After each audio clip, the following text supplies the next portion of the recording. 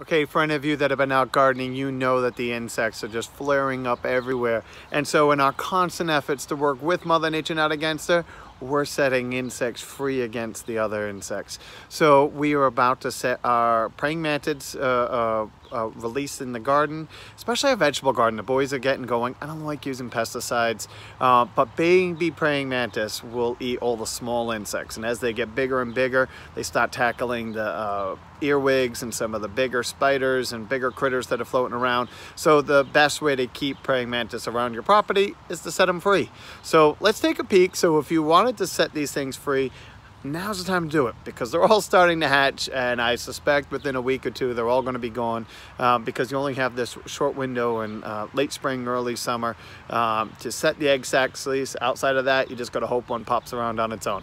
But let's take a look. This is the way they come, and you can just see inside there we've got two little kind of egg sacs. They're all starting to hatch. You can see these little guys, there's just tons and tons of them.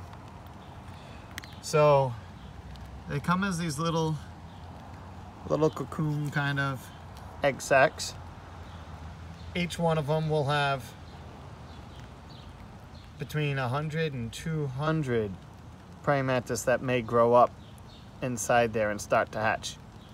So we just take these, put them in the garden,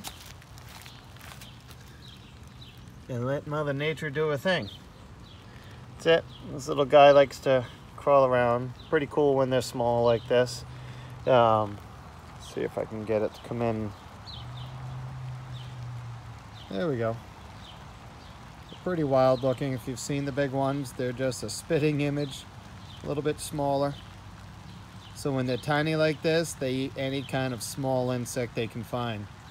As they get bigger, they tackle the bigger insects. So if you're gardening right now, you know earwigs are starting to flare up. So I don't know how big they have to get to take on a small earwig, but they're my biggest headaches in my vegetable gardens. So give them a fighting chance. And so I wouldn't necessarily recommend putting them and releasing them free in a pollinator garden, because they have been known they'll eat bees or anything else that comes around also. But my suspicions are, my history with praying mantids is, you're going to release those. There's going to be a couple hundred. It's kind of like releasing ladybugs. When you put them inside the area, if there's food right there, they might stick around and eat the aphids or whatever that's on that plant right there. But as they get bigger, they need a bigger food source. So then they start scouring and leaving your yard, going off wherever they're gonna go. And so it's not like you're gonna be wiping out all your pollinators, but I'm also not gonna go and inoculate them in my pollinator garden either. Vegetable gardens, in the greenhouses, because when they're small, they'll eat little thrip. So I'm gonna be releasing some inside our greenhouses as preventative issues. And so, but it's fun. It's a cool thing for the kids to experience. And anytime I can use Mother Nature to fight Mother Nature, that much better. Everybody wins. Hope that helps, and take care.